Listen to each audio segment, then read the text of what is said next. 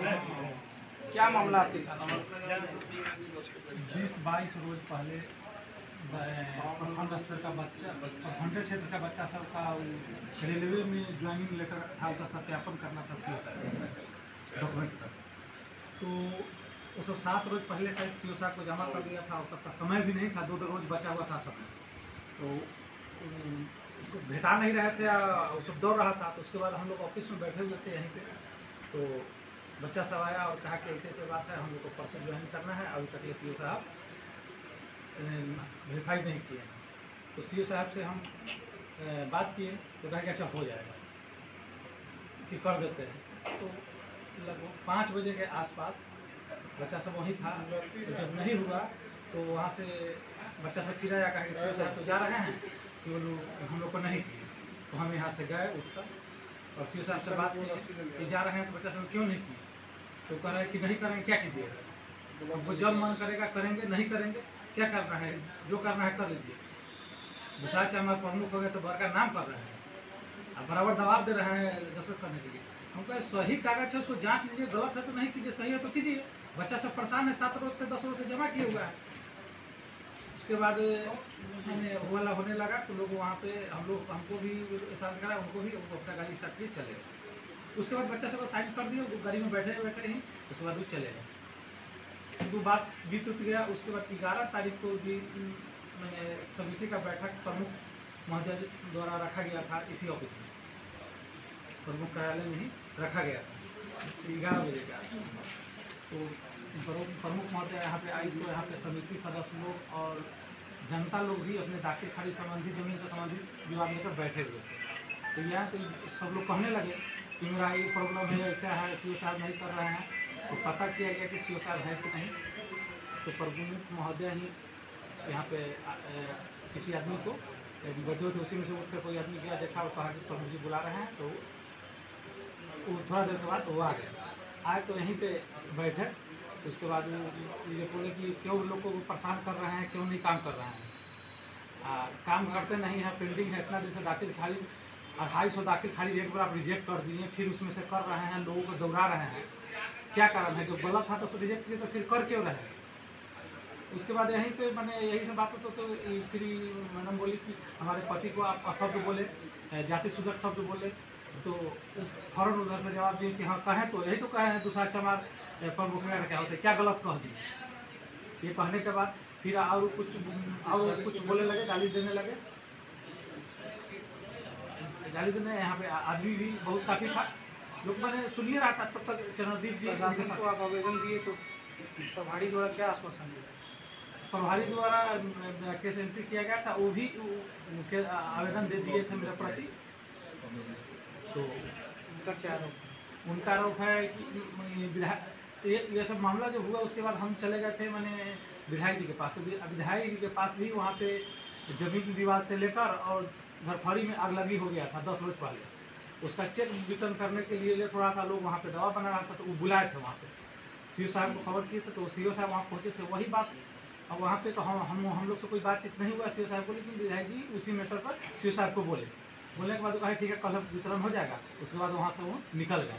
उसके बाद वो आवेदन देकर हम लोग नाम, उनका जो आवेदन में जो आरोप आपके ऊपर जो लगा, वो विधायक जी के ऊपर जो आरोप लगाया गया है, वो सही है या गलत? गलत आरोप है। विधायक जी इस तरह का बात ही नहीं किया। वहाँ एक नहीं, वहाँ पे लगभग वो बताए हैं उतना 70 आदमी तो नहीं, लेकिन लगभग 40 आदमी के आसपास था। उसमें कुछ अधिकारी भी थे और दूसरे साहेबगंज प्रखंड के भी लोग थे।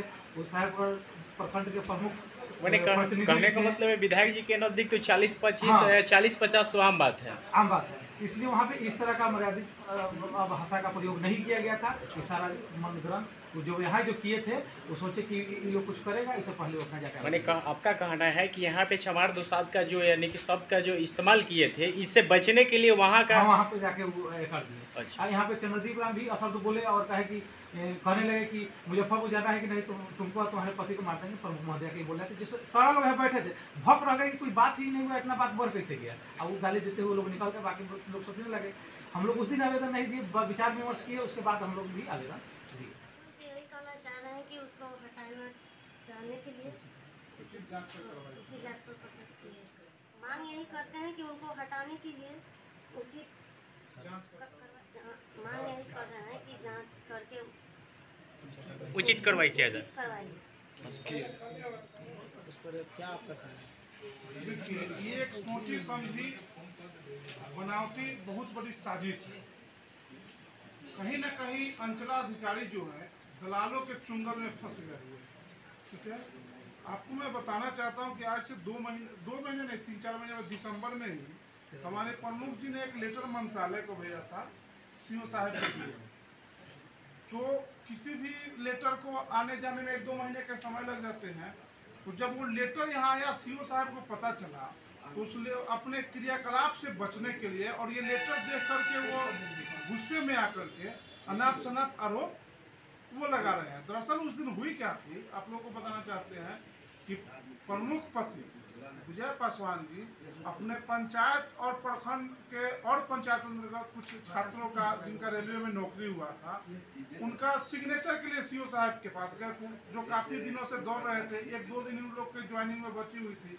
इन्होंने प्रेशर बनाया सीओ साहब को कि इन लोगों की जल्दी काम आप कर दीजिए क्योंकि इन लोगों की एक दिन ही बची हुई है।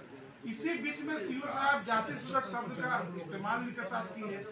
उसके 20 रोज बाद यानी कि 11 तारीख को प्रमुख साहिबा ब्लॉक में पंचायत समिति की प्राइवेट मीटिंग रखी हुई थी। ऑफिशियल सरकारी मीटिंग है, प्राइवेट मीटिंग महीने में 1-2 बार सारे पंचायत समिति की एक बार ये करती है। तो उसी मीटिंग में इन्होंने अपने मोबाइल से कॉल किया, कॉल नहीं लगने के कारण इन्होंने एक अपने स्टाफ निजी स्टाफ को भेजा सीओ साहब को बुलाने के लिए। सीओ साहब जब आए तो उनके साथ में अंचल निरीक्षक श्री चरणदीप कुमार जी भी आए साथ में। सीओ साहब बैठे बाइज्जत कुर्सी पर। मैडम जो काम है वो पूछी, बोली कि बहुत लोगों का दबाव प्रेशर है, अभी भी 10 आदमी बैठे हुए हैं दाखिल खारिज आचरण संबंधित। इसकी जवाब सवाल के क्रम में उन्होंने पूछे कि आप मेरे पति को ऐसा ऐसा क्यों बोले। तो उनका कहना था कि हम क्या गलत बोले। उत्तेजित होकर के उन्होंने बोला कि हम क्या गलत बोले, दुसाध चमार ही तो बोले, जिस जाति से आप लोग आते हैं वही तो बोले, गलत नहीं बोले। इस पर प्रमुख जी बोले कि आप अपने भाषा पर संयम रखिए, आप क्या बोल रहे हैं वरिष्ठ पदाधिकारी होके आपको ये समझ में नहीं आ रहा है। इसी पर वो विस्मित होकर चरणदीप जी कहे कि मुजफ्फरपुर आना जाना है कि नहीं, मुजफ्फरपुर आना जाना है कि नहीं, कि लाश भी नहीं मिलेगा, धमकी देते हुए निकल गए। जबकि मैं कहना चाहता हूं कि पटना सेक्रेटेरिएट से चिट्ठी निकल चुकी है पूरे बिहार के लिए। जो नियम होता है पूरे बिहार के लिए होता है कि किसी भी प्राइवेट पदाधिकारी को जो संविदा पर हो परमानेंट उनको वित्तीय प्रभार नहीं दी जा सकती है। ये सेक्रेटेरिएट का चिट्ठी है। उसके बावजूद भी किस हद तक जाके अंचलाधिकारी महोदय ने चरणदीप जी को जो संविदा पर है, रिटायर्ड कर्मचारी है, उनको आरओ का प्रभार क्या लग रहा है आपको उसमें कुछ न कुछ तो करप्शन है दिख रहा है आपको? कुछ नहीं, 100% करप्शन है। यहाँ बिन पैसे का कोई काम नहीं है। सबसे पहले आप लोग भी मीडिया पत्रकार बंधुओं से निवेदन है, आग्रह है कि आप लोग पूरे बिहार घूमते हैं, जिला में कहीं जो नियम होता है बिहार में हर ब्लॉक के लिए एक ही नियम होता है। जब होम सेक्रेटरी का लेटर निकल जाए वित्तीय प्रभार वैसे लोगों को नहीं देना जो संविदा पर हो, तो एक पारू ब्लॉक में सारे नियम कानून को धज्जी बताते हुए क्या मांग कर रहे हैं हम लोग मांग करते हैं कि इस पर जांच कर, अविलंब जांच कर उचित कार्रवाई की जाए। अन्यथा हम लोग सारे त्रिस्तरीय पंचायत जनप्रतिनिधिगण हम लोग मजबूर हो जाएंगे इस्तीफा देने। हम लोग सामूहिक इस्तीफा देंगे। और उस दिन जो ये घटना ब्लॉक में 11 तारीख को हुई, इसकी कंप्लेंट प्रमुख जी ने टेलीफोनिक विधायक जी को किया। विजय जी भी बात किए प्रमुख जी के प्रति।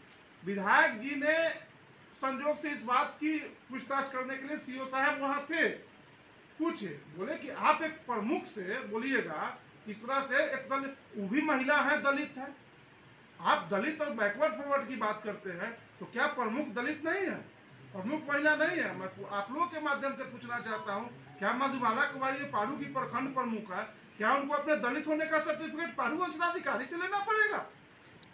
उनसे पूछना पड़ेगा कि मैं दलित हूं या नहीं हूं? एक दलित का उन्होंने अपमान किया है, एक महिला का अपमान किया है। मैं पूछना चाहता हूं इस बिहार के मुख्यमंत्री और पदाधिकारी से, एक तरफ आपने दलितों की सम्मान देने की बात किया, महिलाओं की सम्मान देने की बात किया, आपने आरक्षण किया महिला के लिए, दलित के लिए सीट, और दूसरी तरफ आप ही के भ्रष्ट पदाधिकारी जिस पर अंकुश लगाने की बात होती है तो वो तिलमिला करके भ्रष्टाचार के दलदल में फंसते हुए जाति सूचक शब्द का प्रयोग करते हैं। हम डीएम साहब से मांग करते हैं कि अविलंब जांच कर उचित कार्रवाई की जाए, अन्यथा हम लोग सामूहिक इस्तीफा के लिए मजबूर हो जाए। क्या परिचय हुआ? सुमन ठाकुर, प्रमुख प्रतिनिधि। अभी वर्तमान जाति शब्द का प्रयोग किया है, इसमें क्या ऐसा नहीं होना चाहिए। किसी भी जनप्रतिनिधि के साथ सरकार ने आरक्षण लेके किसी को सम्मान दिया है और सम्मान देने के खिलाफ में लोग बेइज्जती कर रहा है अधिकारी लोग। शासक गवर्नमेंट इससे हम लोग को सरकार से मांग है कि जल्द से जल्द उन पर कार्रवाई किया जाए, उनको बर्खास्त किया जाए। मैं पूर्व प्रमुख मुखिया संघ अध्यक्ष पत्री विनोद कुमार सिंह।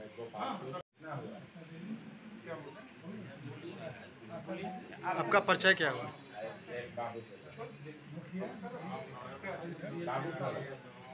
अभी जो इनके ऊपर जो आरोप लग रहा है, इस पे आप क्या कहना चाहते हैं? नारी की अपमान हुआ है, क्या क्या मांग कर रहे हैं सरकार से, क्या मांग कर रहे हैं?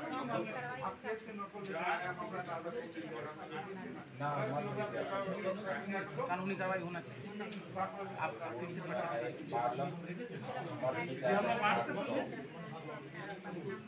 अपमान कर। अभी हम देख रहे हैं कि प्रधानमंत्री से लेकर और राज्य के जितने भी मुख्यमंत्री लोग हैं वो लोग यानी कि नारी को सम्मान देने के लिए जहाँ तक यानी कि प्रचार प्रसार भी करवा रहे हैं, फिर भी नारी को सम्मान नहीं मिल रहा है। इस पर आप क्या करें? इसी पर तो कह रहे हैं, सम्मान दीजिए और इसका जो कार्रवाई। अपना परिचय बताइए।